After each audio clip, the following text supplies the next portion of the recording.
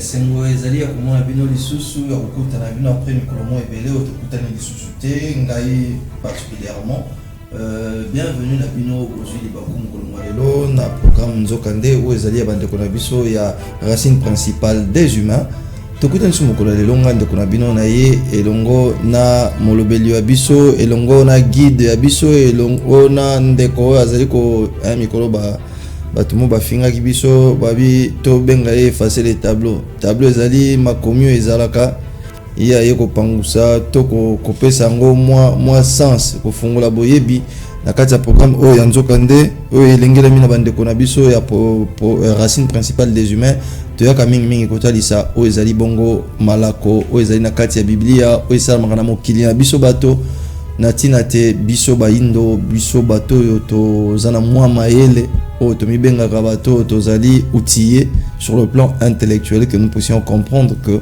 nyonso ezali kaka ya kogobe te nyonso ezali kaka ya koyoka te pe nyonso ezali kaka ya kokanga te nzokande mingi tokanga uta bomona na biso bapapa na biso bakoko na biso toyekola bayekolisa biso ezalaka nango kaka nde lokuta. Je me permets de dire ça parce que na mikolo landaki awa toyokaki mwa makambo ebele sur ba déviation oyo eza na bible mpona loba makambo ebele te ba écart oyo eza na kati ya makomi eza na kati ya journal wana oyo tobengaka mingi la bible parce que bible yango mpe moto akomango toyebi te eza na baversion ebele e moto na moto akomaka oyo yabe mbote na yo boye bolamu lisusu na kati ya manaka na biso ya nzokande mbote mingi ndeko na ngai na sepeli komona yo lisusu mokolo lelo boni kimia ezali toko continuer ya belelo tozali ko continuer na mikolo elekaki olekaki yo moko oteyaki biso sur mambi etali biblia sur la création sur ba makambo ebele ba pilier o toyokaki na malako eleki lelo penza toye na likambo nini pena o ezali comme leçon tomatea tokopesa baninga o baza kolanda biso bisika nyonso bazali lelo penza na lingi nini mingi ndenge na lobaka bakanga biso bisika mibale bakanga biso na religion bakangi biso pe na science. OK. Alors après koyekola ba pilier misato ya occultisme nde tokoti sikoyo na phase ya kosala étude biblique to bandi sikoyo koyekola bible banda e bandeli malembe ti na suka bible yango tokoyekola ya est-ce que yo moko bible bango malamu na ko bango malamu te ngai moko lisanga nde tokoyeba yango malamu. Est-ce que toyebi bible yango malamu po totanga yango te et puis totanga yango lokola donc totanga yango te tondimaka nde yango elongo sikoyo tokoyekola tozoyekola bible malembe banda ebandeli neti lelo tosala étude biblique sur la création tokoyekola biblia na ebandeli ezalaki ndenge nini tambate mingi toyebi biso nyonso na mboka na biso na Afrika pe na monde baservara biso mateya okanisa bilia soki babaki kolia makayabu lelo yango nde bayeli yo yango mpe koloba iyo kino na suka na baamene eza kolanda donc tozwaka pena ta ya kotanga biblia te ke obandi na Genèse otangi moko mibale olande donc malamu on ne prend que ce qu'on nous sert ezo ndiro ye na ndako ya bato bapesi obilia okoloba te na olia fumba te na ndema tembe tu ne prends que ce qu'on on t'a servi sur la table nde boye lelo tokoyekola création tokoyekola kofinga bapasteur te toza kofinga baapôtre baprophète na badiakono te bangunza te mais tozali koloba kaka oyo etali bongo boyebi ya peuple ya nzambe biso nyonso nalinga mutu mo alobaka moto a moto nzambe nde moto a moto te nzambe nde moto ça veut dire que biso nyonso yo on n'est pas dépourvu du mal kaka ye moko kolo masolo nde moto azali na boyebi nyonso na connaissance nyonso moki na création monini ezalaki penza yabe na koloba nano moke boye ensemble ya bible ezali na 66 livres 39 livres ezali na écriture hébraïque na écriture araméenne 66 livres et ensemble ya bible ezali na 66 livres oui. OK 66 39 livres ezali et bakoma na écriture hébraïque et araméenne donc o to bengaka ancien testament donc bakoma ngo na monoko ya ba hébreu na ya ba araméen na voilà pour araméen eza proche ya hébreu baza bandeko proche ils appellent minoko yo il est au kangama ils ont là qui Congo ya munu kutuba na qui Congo ya l'état. OK. Voilà. Donc 39 livres comment mina na hébreu puis na araméen. Maintenant 27 livres mais et comment mina grec. 27 livres ya grec ya ngonde to bengaka Nouveau Testament. Parce qu'on se rappelle que la Grèce pèse qui grande puissance hein. Ah oui, ndenge mabete la biso. Ndenge to yoka kaka makambo lokuta so pesolo. Sikoyo to limpo sala nini? To bani to limisi ko to bana ko yeko la Bible, banda e bandeli, malembe kino suka. Na be église ndenge to kenda, ya mo na Bible si la raté. Et le baroté parti, le baroté boulé, baroté bazou ko la partie mais on comprend ne peut même pas. Et puis Bible ici la rakakate. Nzo kande. Mukanda nyonso soko tayango na introduction. Na développement et conclusion, il faut ici là. Il faut ici là. Ndenge ni Bible ici la raté. Au moins l'église mon beta 50 ans. On va faire 7. Batang on va aller au batangelo 6 na 5. Lui batangelo l'histoire moko voilà. Après oui mon ba ozonga ba.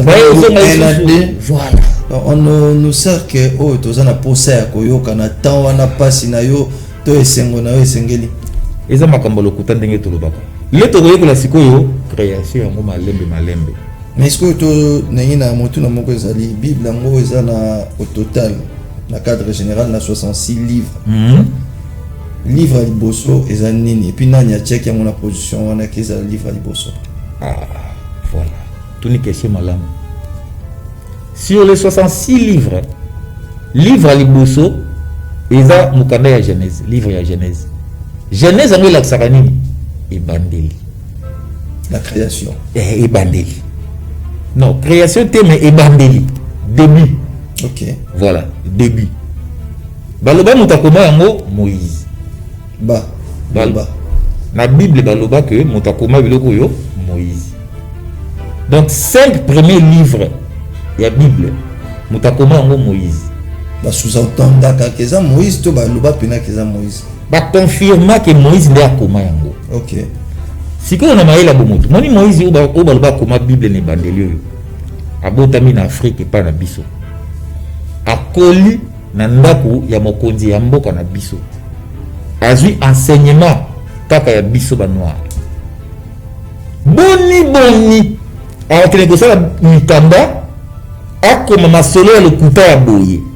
Po masolo ya Moïse ayebaki yango te. Azalaki pété. Ba betela ka pété po azalaki pe la contact na ba hébreu te. Est-ce que tu comprends les comment bien? Moïse a dit mwana oya akoli na ndaku ya roi. Donc azana contact na ba hébreu te. Bon, tout ça la peut boni. Et puis à côté na bande connaît circonstanciellement na kimukolo. Na kimukolo bazo bunda. Ndenge ko peksa bango bunda te abimoni makambo na yo obumaki africain moko. Obumaki égyptien. Pour te funda te. Oui, ce que peksa biso po bonga biso ele kimisaka ya mwana. Bon yabe. Nzambe bakoko. Moïse. Makambo ya journal et comment comme sanga yango na comment ça me laisse vraiment perplexe. Moïse a comment ka soi-disant comment mais nandenge pena alimemia nandenga alimia nani pena comment selon biso selon ba connaissance. Selon ba connaissance na biso na yebi ke biloko oyo kuma mina ba miyibi. Na batalo kuta mukolo moko na koluka na kepa ya papa kusu na kele koluka discours ya Léopold II tango ba prêtre bayaka makamuni Léopold asenga ki bacha na Bible makamuni Léopold asenga ki basala biso na koya na ngoto kutanga ngo komona Léopold II osenga bacha na Bible ndenge pendant que Bible ngo netanga marnazi tanga mara côté oui droit d'implication ou d'injonction na ou tela kiwa tant autorité discours ya Léopold II on comprend des biloko ni azo senga bate ya bato et puis biloko Léopold II asenga bate ya bato nde yango za la Bible alors bibola kusabango boye ko la kusabango bonzambe te baza déjà na bonzambe na bango bino bokosa bango nde boye bokosa bango boye bofuka misaka bango. Vous savez, ça va vous kelemba dimanche nyonso. Zela na voya nango kaka pour hein ou mon ka mo ndenge za la parlons de la création ya bena na bandela mokili yango nini ezalaka na bandela mokili selon la Bible na bango na monoko te to tanga na mukanda ya Genèse chapitre 1 Genèse chapitre 1 na ebité soki Bible yango elimo ete pona bakando nyonso na komaki nango na ebité soki journal wana na nango kaka na Genèse chapitre 1 ke wapi okomona bazolo balobi Genèse chapitre 1 voilà tokende malembe bandeko na ngai tokende malembe to comprendre que au commencement Dieu créa les cieux et la terre. La terre était informe et vide. Malembe. Bon. Malembe. La terre était informe et vide. Bon. Donc ce qu'on a maïli à Bomoto. Tout cela comme la dissertation en classe. Tant que la terre était informe et vide. Informe, il dit que le banini. Et là qu'on nous qui cause en forme était na sera mokilio. Le néant. Bon, si la terre était informe, la terre était comment? Ovale. Non, la terre n'existait pas. Et là qu'on ça informe et ça et là qu'on ça peut exister té. Pour et là qu'on ça exister. Nous devons ce que monde en forme dans yango wana. Donc ce qui va dire la terre était informe. Pasteur Moïse Sanga la terre ça qui mbilinga. Zaki mabaku. Bon, mabaku forme dans wana. Donc ce qui va belé zaki mabaku forme dans mabaku. Mais les dinosaures, peut-être que c'est qui bon pour dinosaure na début mokili azalate. Dinosaure na bandile mokili azalate. Ba dinosaure baza banani na fond la parenthèse en mbala moko. Baza banyama o nzambe akilaki na ebandeli. Tanga baniko créer banyama. Banyama o nzambe akilaka. Baza banyama o babota makate. Basalamaka. O babota banyama baza lelu. Bango wana nde ba dinosaure et non que banyama bazolia batu nde balakisaka biso na ba TV wana non banyama ya dobi ya création bazala kola ndenge na bomoto tozala 24 vieillards ndenge banyama pe ya dobi bazalaki o babota mara pe o basalamaka voilà donc soso ya ebandi azalaki ya mwasi na mobali mbwa pe ya ebandi azalaki buku pe ya ebandi azalaki bamona nde ba dinosaure bazali ya batu te et puis bango bazali pe avant batu baya toya koyekola yango nsima donc la terre était informe bakosi biso que la terre était informe eloko oyo eza informe eza eloko oyo eza koexiste te bon balobi la terre était informe et vide elingi koexplike nini place wana ezaka mpo batia motu na engriement ezalaki koexiste te et puis ezalaki na eloko te et vous savez eloko te ndenge nini eloko eza te eloko na yango moko eza te eza na eloko te ndenge nini est-ce que vous comprenez que là le kuta makasi zao on vous dit que la terre était informe et vide comment eloko ezala informe et puis ezala vide comment le kuta monene soko tangi susu na mukanda ya Genèse kaka chapitre 1 3 tina 5 ici Dieu créa la lumière premier jour. Que Dieu dit que la lumière soit et la lumière fut. Dieu vit que la lumière était bonne et Dieu sépara la lumière d'avec les ténèbres. Voilà. Mon niveau, le kuta monene. Ici on dit la terre était informe et vide. Ici maintenant on dit Dieu créa la lumière pour être où? Suspendu. Où? Au plafond. Oh on a basali plafond te. Landa malamu ke oh non nzamba basali plafond te. Nzamba ko sa lumière à plafond isaté. Mais ben toi les arrêts dans les vides hein. Te. Oh non basali pe étoile te. Mais ça fait partie des astres. Hein? Toujours que selon la Bible. Awa nanu basali étoile te basali kaka lumière yango balobi te soki euti na eloko nini awa eza étoile te eza sanza te eza moi te awa babi lumière pasteur moko ayebisa yanga eza pole ebotamaka na nini bandeko batali lumière oyo basali awa Et ça lumière mini.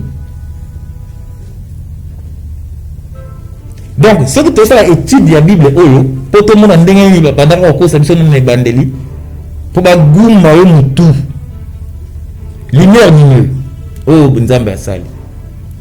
Tu as vu la Genèse. Chapitre 1, verset 11. Puis Dieu dit que la terre produise de la verdure, de l'herbe portant de la sémence, des arbres fruitiers donnant du fruit selon leur espèce, et ayant en eux leur sémence sur la terre. Voilà. Et cela fut ainsi. Voilà. Voilà, on a 13. Hein? Voilà 11. Tant à 13. On a 13 et le Bible. Ainsi, il eut un soir et il eut un matin. 20e jour. Ce fut le 3e jour. 3e jour, selon la Bible, Salamena, Banzete. Nabankona. Premier jour, Basali lumière. Bakaboli lumière. 3e jour, Basala Banzete. Maintenant, ceux qui ont tali kaka na mukanda ya Genèse, après que ça la Banzete, nous avons ça sous la lumière. Quand on a mukanda ya Genèse chapitre 1 verset 16. Autrement, nous avons maintenant avec ça la lumière. Lumière nous ni sous soyo. Lumière nous est déjà.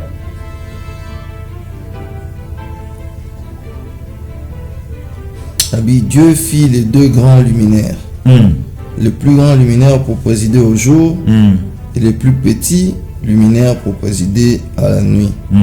Il fit aussi les étoiles. Toké siko ndeko.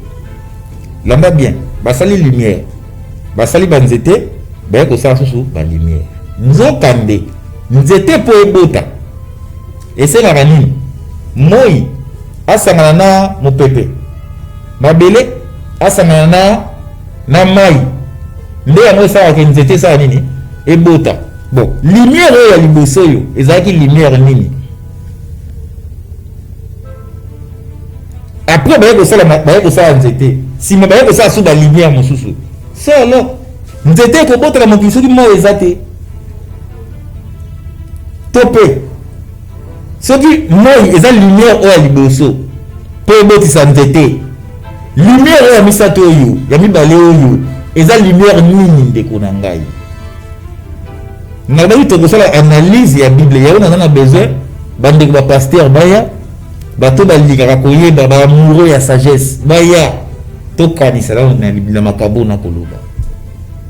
Oui, bande ko bele pa supporter garant ya koya notre frère José nous a appelé 2 ou 3 pasteurs, malheureusement j'ai pas retenu le nom, bandimi baya balobi faut basuki ça bon on a évité ko suki ça la sens babi yondoza mutalo kuta et que vous allez ko déformer la pensée de la Bible. Merci mingi nga mutunaza mutalo kuta makambo to kutanga meti awa lokuta na nga eza wapi basali lumière à liboso ba ko sala nzete ba ko sala ba lumière mais un problème il y a discernement te o yondoza nango biso o ndoza na plateau tozo ko comprendre français te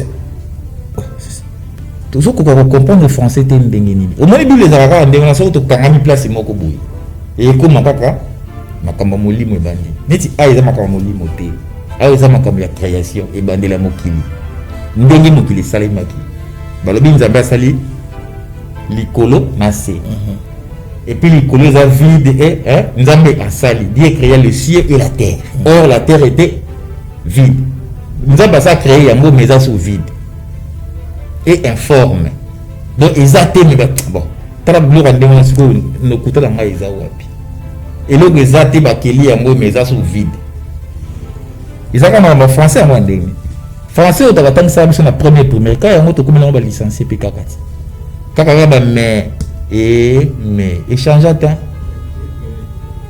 bako sa biso makasi donc ba sa lumière mbala mibale après que ça la lumière ba ça sunini. Dans le Genèse chapitre 1, verset 21, la Bible dit Dieu créa les monstres marins. Dieu créa les grands poissons et tous les animaux vivants qui se meuvent qui se meuvent et que les eaux produisirent en abondance selon leurs espèces. Il créa aussi tout oiseau ailé selon son espèce. Dieu vit que cela était bon. Ah, bah, le banza basa ndeni. Bambisi. Bambisa minene. Na banyama. Kasi bambisa minene, ba wana kasi banane. Ba dinosaure na utelo bati. O ba bande bandeli. OK. Na bandeke. Awa eza makambo ya molimo te, awa eza makambo ndenge création ebandi. Nzambe aye kosala bon. Aye kosala bambisi yango, bambisi bafanda wapi? Mais fable nani akomango particulièrement nana imagina ka eloko mo bona sentiment. Bato mayele ya loposo mosusu. Les gens ka ba dessin animé. Et moko ba lokuta makasi, comment comprendre moi? Eza ba niveau ya lokuta moko zéro. Ba bia sanderi, basali ba nyama, basali ba mbisi afanda wapi?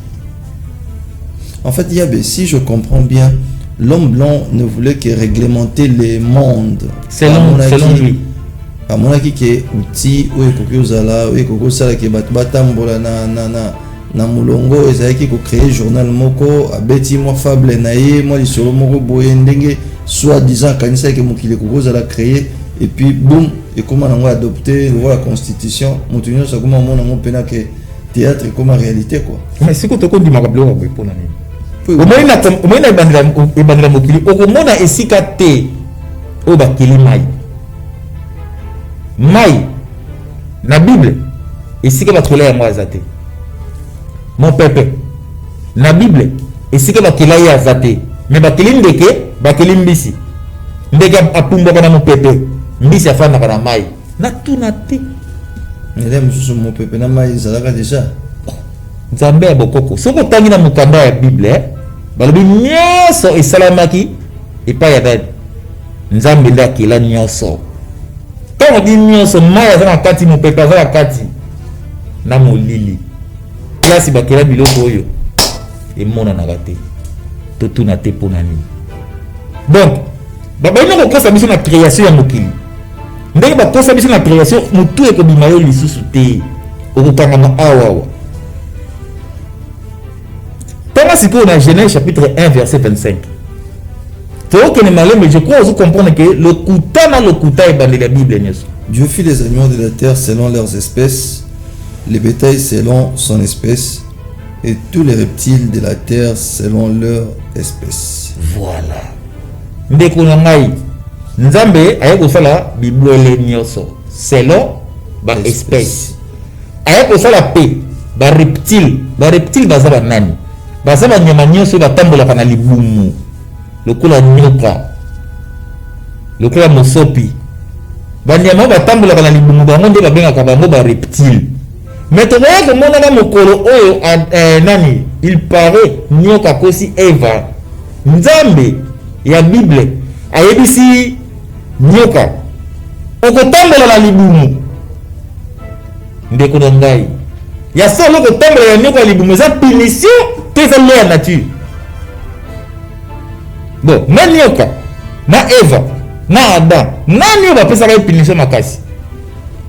Nyoso kuna mutu va pesa punition wana pe azate. Maman na gambi. Nyoka jamais atambra makolo pour ba reptile déjà bazala. Ba reptile bazala. Oh, moi ça ko botra passe. Papa, moi na 5 kilos. Azo bimayo na pete. Comme à couteau lié ça les constipation peut bimaudo comme si ça bon moi na 5 kilos ko bimana pété bon ceux qui balaka la mwasi au robot na passe et bon bantaba na la soso ba otara passe pour nani to ke pile comme si no bali na motoki na yombe ko lia mais adana eva ngo ba na ko lia ndenge nini avant que balia mbuma wana ba na ko lia ndenge nini po atako matana nzete to bisa akakati pour la nuit, bah mon ami se va zoba à niveau. Naloba te. Tant que nous connaissons Genèse chapitre 1 verset 26. Naloba te.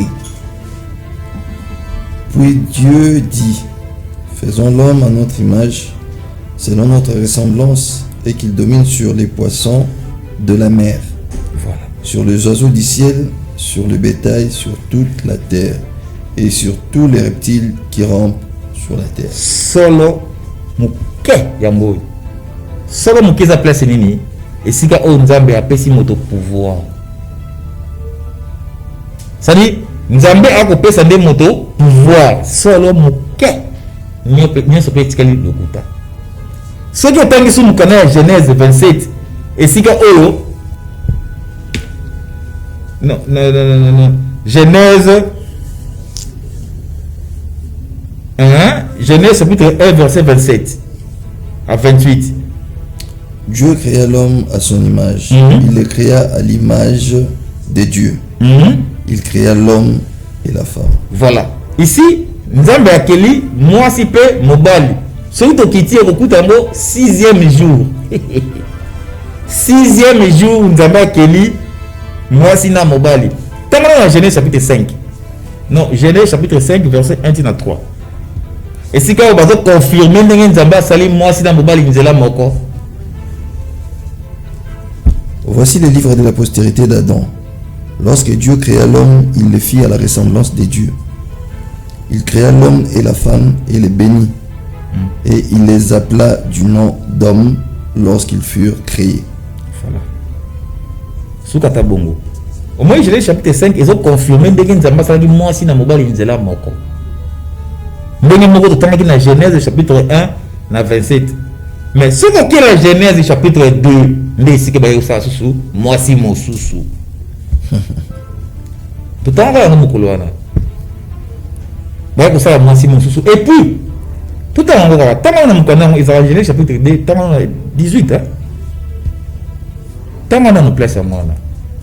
Donc au moment de terme oser la saké, moi c'est les bosso azalaki. Genèse chapitre 2 verset 18. L'Éternel Dieu dit: il n'est pas bon que l'homme soit seul. Je lui ferai une aide semblable à lui. Bon. Si quoi côté ça sali moi si na mobile nzela moko mobile na mwasi bo oyo wana susu izanza benini pe moto nini wana wana ba jona bazali na posa makama mabala esala makaba kina na ba civil ba jona ba créer boula ibala beaucoup mo comprendre ba musiko to que siko na 21 nango kita na 21 bana 21 yo kasiko na Genèse 2 toujours 2 oui. Genèse 2 chapitre 21. Alors l'Éternel Dieu fit tomber un profond sommeil sur l'homme qui s'endormit. Continuez. Il prit une de ses côtes et referma la chair à sa place. Soukamoke. Il prit une de ses côtes et referma la chair à sa place. Qu'est-ce qu'il signifie refermer? Kokangali susu. Azui côte na ye akangi lisusu. Lisusu yikoloba mbala mususu pe ezalaki mbala liboso bandela ngo bien place wana akangi lisusu pandi. Alors l'Éternel Dieu fit tomber un profond sommeil sur l'homme. Abeti anesthésie. Il prit une de ses côtes et ferma akangi lisusu esika akamaki tour liboso soka bisaki tour liboso. Est-ce que ngai na ezaka bandoto nanga? Continuez. L'Éternel Dieu forma une femme de la côte qu'il avait prise de l'homme. Voilà. Et il l'amena vers l'homme. Alors l'Éternel Dieu forma une femme. Donc, il dit que Nzambe asali mwasi mosusu. Non? Mon pandi oyo qui pas mobile. Continuez. Et il l'amena vers l'homme. Et il l'amena vers l'homme. Natuna muke. Alali pongi. A pasoli a musique code c'est que a kenda kinango avec travail on a baso wana na pongi na anesthésie et moi pansement bilo on a souffert deux fois opération même place le même jour 6e jour malgré anesthésie ma souffert a souffert ma bé mbala moko landa sikoyo ba ila mwasi continue plaçant. Et il l'amena vers l'homme à Tozana 21 vers l'homme. Et l'homme dit voici 7 fois celle qui est os de mes os et chair de ma chair. Donc on comprend que na mobala comprendre que mbalami balé yango. Bon, biloko na tout na kabande ko nango batanga ba français yango. On comprend na que mobala bi que mbalami balé. Tout le temps le dit voici cette fois-ci. Donc tala mbala yote, mbala peut les cas qui ezalaki. Bon, moi le baté pour nini. Si qu'on a place nani azoko sa banane. Eza Moïse muto ça biso ba filme, to eza ba garçon na banane. Maman la scénariste. Il y a niveau ya likolo bible yo. Ba film n'est bien. Ba film ya nani? Bien Moïse en titre la non na bomona na wose pe na ba film na makas. Mais tant qu'on comprend que la film ya Gambi, au monika Moïse wana. Ya tout à la suba TVT. Moïse yenta comment Deutéronome. 5e livre Moïse a Deutéronome. Et si ka beta li solo ya liwana yi. Tout à l'heure Deutéronome Moïse a beta li solo ya sika kufa. Na makambo leka ki mokola liwana yi. Et quel magicien. Muta kufa. A beta li solo ya liwana yi. Muta bon mo ya beta da li solo. Li solo na kufa na yi. Et puis a beta li solo ya kufa mo pe na passé. Il y a une prophétie. Donc moi il me crée Deutéronome hein. Tout ça on va pour moi. Ouais, ça on va scénario, mais peut continuer. Ah mais on a passé Deutéronome. Il sera Moïse ya liwa Moïse. Ah ko beta na passé mutabo Moïse akokufa lobia. Zokande. Mais toi le qui sur le théâtre tu as raison. Mais sur le théâtre elle a raison. Total ba niveau la bêtise à boyende konanga. To ndimela pe makama molimo lokuta boye. Siko ba pasteur o ba ke ngai na soki zoba. Soki ndenge ni former ba penser à bon mais si awa to koloba ndenge ni yango. Moïse de Deutéronome wana. Moïse vraiment a bêtise sur la liwa na yi. Et il est cas. Il na bon moy. Na lobate. Yango ye Moïse wana, za Moïse aza côté hôtel na timete. Te soit vangate. Pour dire que Bible tokoye ko yango mais to koti série ya koye ko la Bible to kokende malembe tina suka po biso ezaka partie moko ya Bible te ki mala biso yaba biso bino mana ba ya beti bandeko bolanda biso oboyebi pe Bible lokola ya beza komikumisa ke partie moko ya Bible chapaka ete nos portes ou nos installations sont grandement ouvertes boya solo là parce que des chocs des idées des lumières et jaillissaka bino boyebi biso to ebité boya to sangana to sa maele na biso ensemble to sa buzoba na biso ensemble peut-être que na sima buzoba wana maele ekomona na yabe to ko continuer na ba mikanda na biso na malakisi na biso pour plus toujours ko avancer plus journal comme ko ça na ba sueur froide. Voilà le cas to ekoli dobi introduction création et bandeli selon la Bible. Si quoi tu lis que la Genèse selon la nature. Donc tout ça na partie biblique. Donc tu sais que la Bible oui, makambo o ba l'acception la Bible nandenge ezalaka. To ba tambola ndenge wana. OK. To yeko li kambo ba loba na Bible. To yena na nature. To ba nini to lobi nature nde azali appareil de mesure. Pour nature ça vous contempler alors pesa yo mayeli. Donc ça vous contempler nature.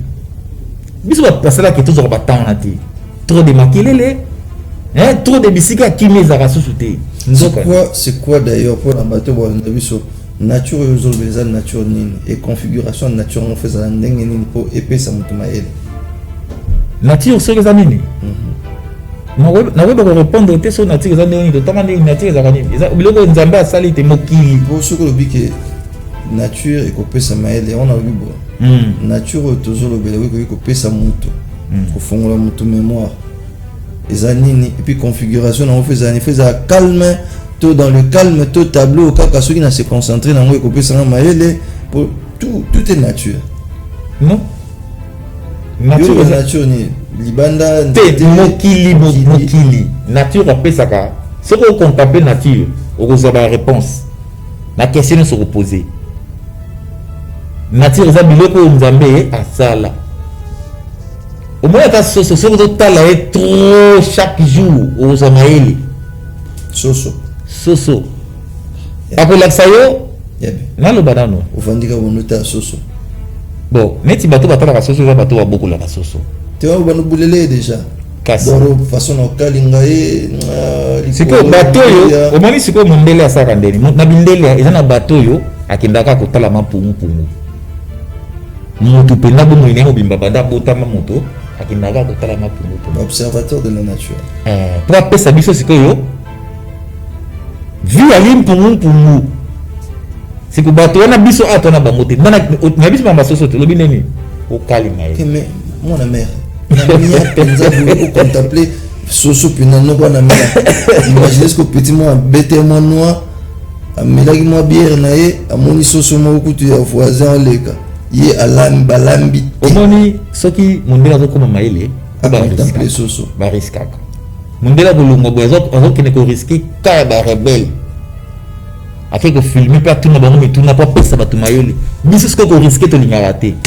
Mutu a kene ko tala kim pungu pungu abivaka ndenge nini mutu osala étude ya nzoi yo kasi étude ya nzoi osala ndenge nini fona bana etamula yi banda koyekola ye et puis il y a un philosophe là-bas qui boye philosophe moko là-bas boye l'homme se forme par la peine donc tango komi kokangama nzoi trop okokutana na makambo ya mabele ya malamu na ye okoyeba kaka nde okomela bana yo tala nzoi azalaka boye so olingi nzoi ya swa yo te fo ozala boye nde mayele eyaka na mokili mais il est non contempler nature et que kangana le côté la Bible et que pesa na maele ya kotambo sa mokili na bi Genèse selon la nature monde visible mokili tozo mona et salama ndengeni mokili et salama na 4 jours on a selon biso na mouvement spirituel racine principale des humains. Mokili et salama kaka na 4 jours. En lieu et place de 7. Oui. Mais c'est un autre la gambit. Bah moi des fois, bah moi si des fois. Bah bilo moi le kuta quand peut mettre 7 jours. Et puis le gars 7 jours qu'on va répéter, allez, le muntu avec au paiement. 7e jour. Nzokambe. Molimo penza. Et côté paiement. Ce qui sont là nzamba za molimo. Et c'est lui que baba neni. Kokumisa ye kosambela ye na molimo pe na solo nzambe aza molimo akopemela ni molimo c'est nzambe ya bokoko on a appris la kisana na cadre théâtre on a appris la kisaba to que dimanche faut que dimanche faut ndenga penis kwa so kama kambolo ba prêtre hollandais à côté et puis nzambe ngo ya bible asala rappel chaque jour le ni pas ba so cop après va pega dimanche makota batuka dimanche oh niveau buzoba donc mokili sami na 4 jours premier jour nzamba est ko sala nini Dieu na kila ba terme ya Kristo après to kozonga ba terme na biso kasima nzambe est ko sala les 4 êtres vivants premier jour les 4 êtres vivants on a malako les cas qui tourba qui zalimai ezali pepe ezali moto pepe ezali nini susu mabele ba monde les opérations fondamentales bilima mine baza bilima yango pe kaka ba opération fondamentale et arithmétique non yango ko eloko moko te kosalama na mokili soki moko to mibale to misato na bango baza te formule moko kosala te les 4 êtres vivants mai mabele moto pe mopepe yango basala premier jour maintenant tokomi na biloko mibale tokomi na nzambe na bilima wana donc tokomi na mokeli na mokili ana mokeli na mokili bango nde mokili bango mokili yembe mokeli ye na bango oyo bible ba créons l'homme à notre image donc mokeli na mokili po mokili bazali neti mokili aza moko abi tosala sikoyo nani moto na lolenge na biso selon la bible ndenge balobela lelo na biso eza nini bonzambe mokeli na mokili yango monaka nzoto ya motu pe etambolaka na mokili na mokili donc bomoto qui est mokili na bonzambe qui est mokeli kati na biso est-ce que vous comprenez de vous makambo oloba so moni création na biso c'est prouvable et que non na miso mokolo ya liboso nzambe asali bilima wana mokolo ya mibale nzambe ye na bilima wana baye kosala nini baye kosala flore donc matiti nzete nyonso ndenge tomoni kotoke nzete nyonso eloko nyonso ebotaka mpo na nini ekosalama ndenge nini moi na mopepe ebeti mabele na mai kosangana basanganaka wana nde ebimisaka banzete nzete po eta ezala nzete ekozala besoin ya mai ya moi mopepe mpe mabele ya respectaka ba opération fondamentale wana nyonso mokili respectaka mokili oyo respectaka cycle bongo et respectaka harmonie l'équilibre et respectaka équilibre. C'est ça maintenant la mathématique ou la tétragrammaton mathématique yango wana équilibre harmonie nzambe ya bakoko neti ya boye na kosi wapi neti ya boye nazo kosa wapi. Deuxième jour basali flore. Troisième jour baye kosala faune. Faune ezali espèce nyonso ya nyama na ya mai na ya likolo po ezali banyama mosusu bazalaka na mai te mokili. Donc troisième jour Nzambe na bilima wana baye kosala faune. Et puis mokili esalamaki malembe. Donc bakosala liboso oyo ekelamu oyo baya kosala ya mibale po adépendre na oyo ya liboso. Oyo baya kosala misato adépendre na oyo ya mibale na ya liboso. Elingi toba nini? Matiti adépendaka na mabele mai moto na mopepe. Nyama tanga ye na mokili azo dépendre directement nanu na matiti po aliaka matiti. Si maye ko dépendre pe na mai na mabele na mopepe. Est-ce que vous comprenez nga bande ko na vraiment ndenge mokili etambola ndenge bitu to loba na ndenge bango ba loba. Le troisième jour le ba ko sala faune. Donc qu'est-ce qu'on a quatrième jour? Mais le quatrième jour pe mokolo ya suka Nzambe na bilima wana ba ko sala bato. Moto te me bato. Bato. Bazali combien bateaux? 24. Donc, comme la présence, il y a 4 êtres vivants, mais il y a 24 vieillards. Si que 24 vieillards, on va où Nzambe a sali 4 êtres vivants. A sali 4 races yabat. Race noire, race rouge, jaune et blanche. Maintenant, Nzambe a sali les lignes. Dans chaque race, a sali 3 sortes yabatou.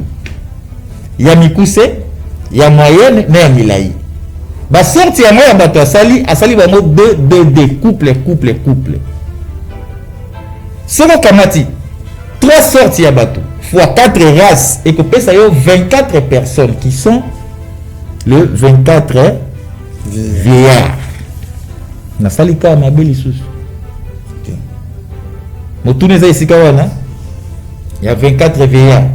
Non na malakoleka ki to yekolaki ke bato bakelama na ba espèce nde salaka 24 vieillards. Donc par rapport il y a 2 na ba espèce non donc le bar na biso, c'est-à-dire bato moindo, bato ya jaune, ya pembe, ba wana ba mindele to banga mindele. Et puis soko tali matin na biso ezoko kokana ekokende bezongi kaka place mo ezongi. Mais soko tali matin ya biso panzana côté muso eko kokana te.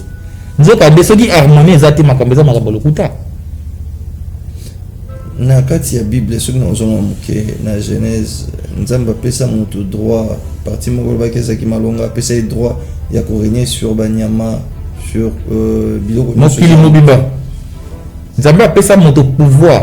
Kasi ya monde omonaka tant que ça moto nini po baza 24.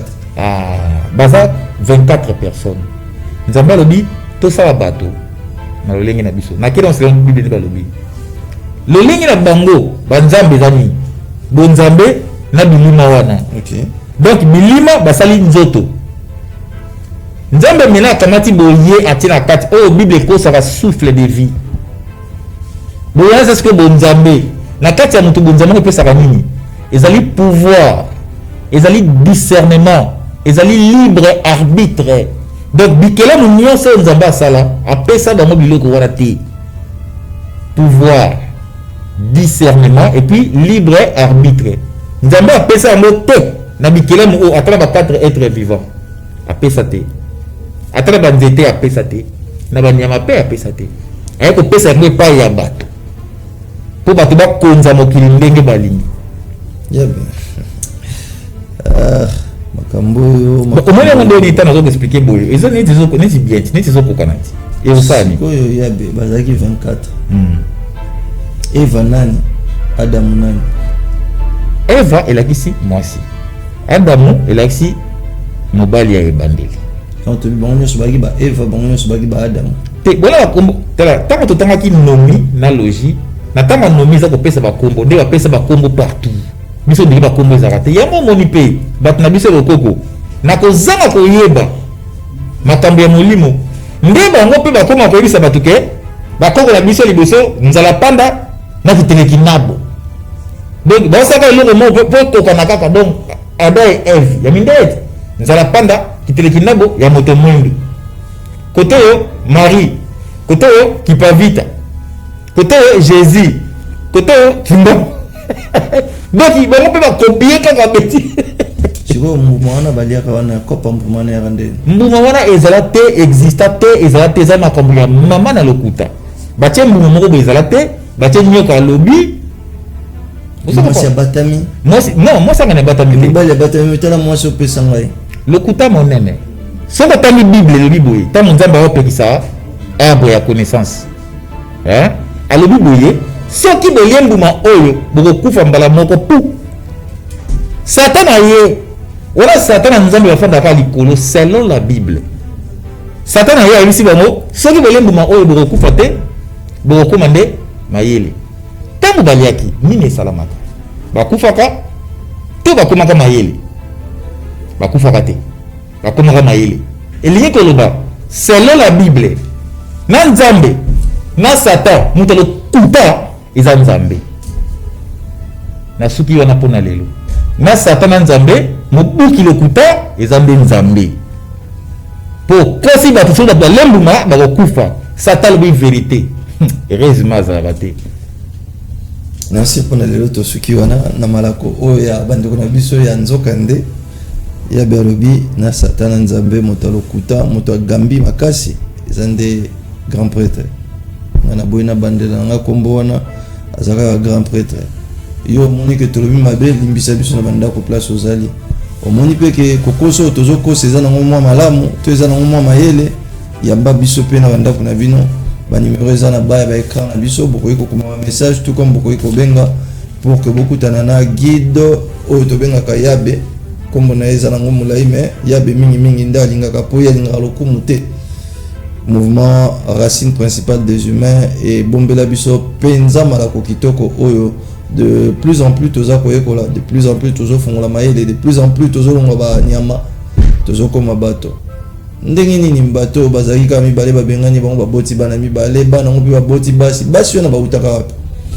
eloko nde ekamusaka biso mingimingi yango wana mais tokokabwana na yabe soki likambo kobakisa ezali mpona lelo likambo mpenza na bakisa eza te na kotuna kaka motuna na bapaster oyo baofinga ngai wana oyo baoloba nanga mabe